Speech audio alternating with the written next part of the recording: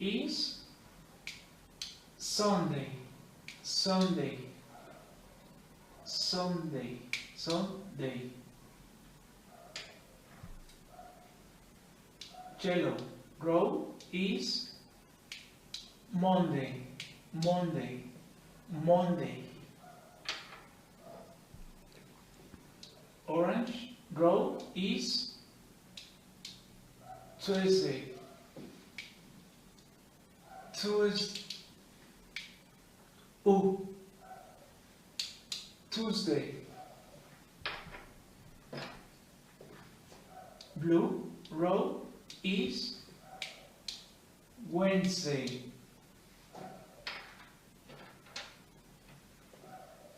Green road is Tuesday.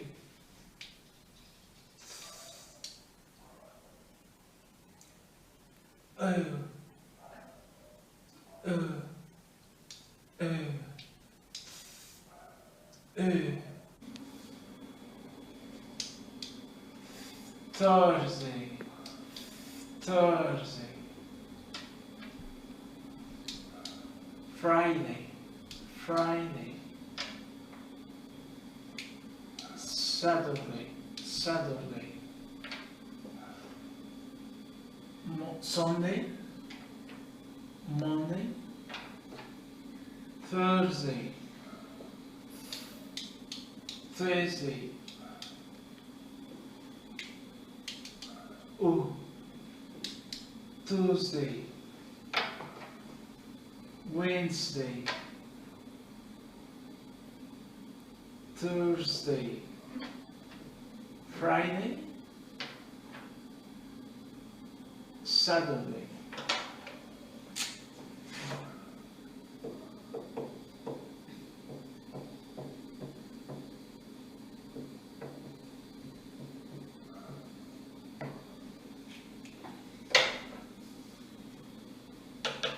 Today, today is Sunday.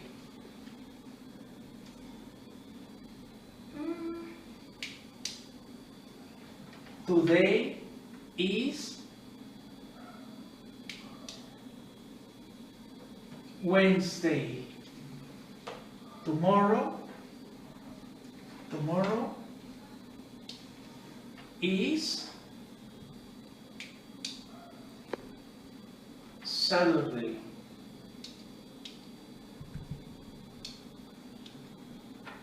Today is Saturday. Today is Saturday. Very good job. That is the end. Thank you for watching. Okay, so I want to talk a little bit about this. You can see there's a lot going on here. She's got maybe the IPA phonetic sounds here, and then each one of these, I hope you can see this on the screen, each one of these matches to a color. So they learn what this sound is, and then they match it to the color, and then those colors are in all the words. So like when he had trouble with Tuesday, she kept pointing at the ooh, and then the green color, and then the color over here, ooh. So, and then after that, she was making sentences with the words with the colored rod. So she taught him, yellow is Sunday, or yellow rod is Sunday, like that. So, and that's how the class basically moves the whole way, is they use the colors, they use the rods, and you see the teacher never talked the whole time. Okay. So as I mentioned, the teacher in this way is the one who's silent, not the students. So they're left to solve the problems on their own with very little feedback. I think one time they cut the video, she must have had to help him with the word Thursday. Other than that, it's all about pointing at the rods. But in this way, the teacher is too distant to create any kind of communicative atmosphere. And in this way, students got really tired of the rods and charts because it's very time consuming and you're looking at 3 different places. But as I mentioned before, this idea of discovery learning, autonomy, responsibility, they're all good qualities that we should be encouraging our students to learn. Okay, next one is TPR, or total physical response. Probably you've heard of this one. It's based on the notion that memory is increased if it's stimulated with motor activity. If you do the thing you're learning, it's much easier to retain that knowledge. And it's also based on the fact that children learn their L1 by listening before they speak. And listening is accompanied with physical responses. Asher believed that language classes had too much anxiety, so the TPR classroom would be more enjoyable. And it's really good for young learners, maybe not as much though for older or more advanced. So here's an example of a TPR classroom. Basically, TPR means you listen and you do, and then hopefully you speak as well. Okay, so here we go.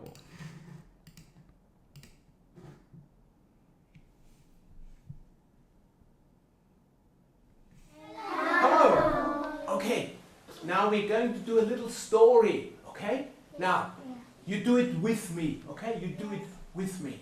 Now, say hello to your mom. Hello.